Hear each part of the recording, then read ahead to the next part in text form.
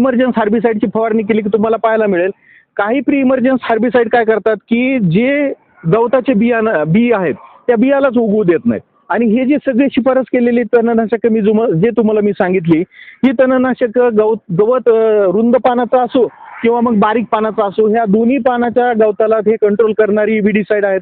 त्याच्यामुळं 4-5 दिवसानंतर जे उगवलेलं दिसेल ते फक्त तुमचं सोयाबीनचं पीक असेल. सोयाबीनच्या पिकाच्या व्यतिरिक्त तुम्हाला कुठलंही या ठिकाणी गवताचा एक कण सुद्धा उगवलेला दिसणार नाही. नमस्कार, मी डॉक्टर निलेश मस्के आणि तुमच्या सर्वांचं स्वागत आहे doctor Nilesh Maske the agronomist YouTube चॅनलमध्ये. जर तुम्ही चॅनलसाठी नवीन असाल तर आजच माझ्या चॅनलला सबस्क्राईब करा जेणेकरून तुम्हाला असे नवीन व्हिडिओ पाहता येतील. आता यासाठी पद्धतीमध्ये सगळ्यात महत्त्वाचं जे करायचं आहे आपल्याला की याच्यामध्ये आपण काय करतोय कुठलंही टिलेज प्रॅक्टिस आपल्याला करायचं नाही. त्याच्यामुळे एक लक्षात घ्या की आपल्याला जे तणांचं व्यवस्थापन करायचं असतं हे कोळपणीनं करायचं नाहीये. आपल्याला तणांचं व्यवस्थापन करायचं हे फक्त आपल्याला हार्बिसाइडचा वापर करून आपल्याला या ठिकाणी करायचं आहे. आणि सोयाबीन पिकामध्ये भरपूर असे विडीसाइड शिफारस केलेले आहेत ज्याच्यामध्ये प्री इमर्जन्समध्ये सुद्धा 2-3 चांगले विडीसाइड उपलब्ध आहेत. ज्याच्यामध्ये तुम्ही पाहू शकता स्ट्रॉंग आर्म आहे, त्याच्यानंतर सुमीमॅक्स आहे, त्याच्यानंतर पेंडिमिथिलिन हे अत्यंत स्वस्त असं विडीसाइड या ठिकाणी शिफारस केलेलं आहे जे तुम्हाला मार्केटमध्ये इझिली उपलब्ध होतं. आता ज्यावेळेस तुम्ही पेरणी कराल, पेरणी तुमची पूर्ण झाली, पेरणी पूर्ण झाल्यानंतर त्याला उगवणीसाठी साधारणतः 3 ते 4 दिवस लागतात. तर हा जो विंडो पिरियड असतो ह्या विंडो पिरियडमध्ये तुम्ही प्री इमर्जन्स टाईपचं हार्बिसाइड याच्यामध्ये फवारू शकता. आता कुठलंही हार्बिसाइड फवारत असताना एक गोष्ट लक्षात ठेवा की आपल्या जमिनीमध्ये वापसा कंडिशन ही असली पाहिजे. वापसा असेल तरच तुमचं हार्बिसाइड काम करणार आहे. आता याच्यामध्ये लक्षात घ्या की वापसा म्हणजे काय? वापसा म्हणजे जमिनीची अशी परिस्थिती आता तुम्ही पहा की जमिनीत वापसा नाहीये. वापसा नसल्यामुळे तुम्ही पहा ही माती मी हातात घेतली आणि माती ओलसर आहे. आता वापसा यायला सुरुवात झालेला आहे. माती पहा, मातीचा हा गोळा झालेला आहे बघा. आता चांगला गोळा झालेला हा फुटत नाहीये. ही वापसा कंडिशन आहे. आता ॲट द सेम टाइम माझ्या हाताला माती चिखल चिटकलेला नाही. आता तुम्ही जो बघू शकता की माझे दोन्ही हात कोरडे आहेत. ही परिस्थिती जी असते ज्याच्यामध्ये आपल्या शेतामध्ये काम करत असताना आपल्या पायाला आपल्या हाताला चिखल चिटकणार नाही पण जमीन तुम्हाला ओली लागते. ही परिस्थिती म्हणजे वापसा परिस्थिती.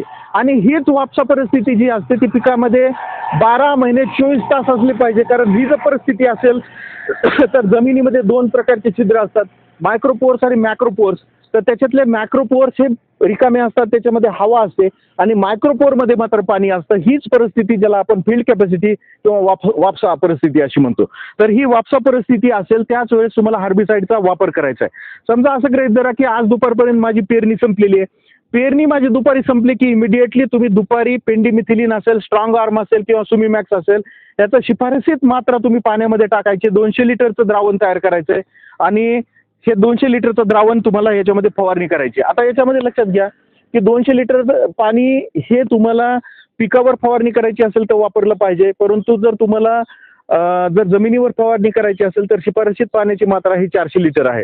परंतु कंपनीनं ज्या पर्टिक्युलर तुम्ही हार्बिसाइड फवारणार आहेत त्यांनी पाण्याची शिफारस केलेली असते, औषधाचं प्रमाणाची शिफारस केलेली असते. पेंडिमिथिलिन असेल तर एकरी तुम्हाला त्याची शिफारस केलेल्या मात्रेनुसार साधारणतः 1 ml प्रति लिटर पाण्यामध्ये मिक्स करून तुम्ही पेंडिमिथिलिन ह्या बेडवर फवारून घ्यायचंय.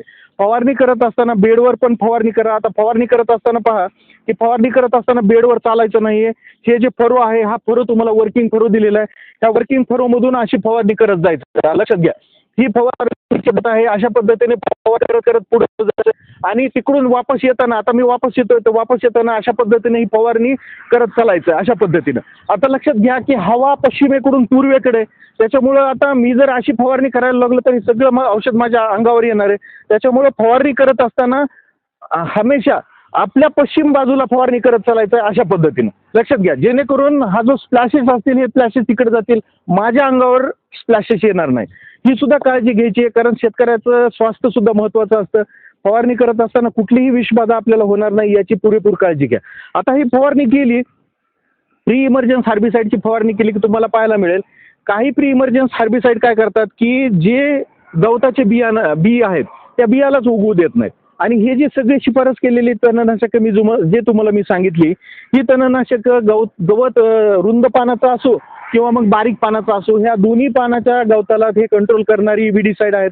त्याच्यामुळं 4-5 दिवसानंतर जे उगवलेलं दिसेल ते फक्त तुमचं सोयाबीनचं पीक असेल. सोयाबीनच्या पिकाच्या व्यतिरिक्त तुम्हाला कुठलंही या ठिकाणी गवताचा एक कण सुद्धा उगवलेला दिसणार नाही जर तुम्ही फवारणी परफेक्ट केली असेल तर.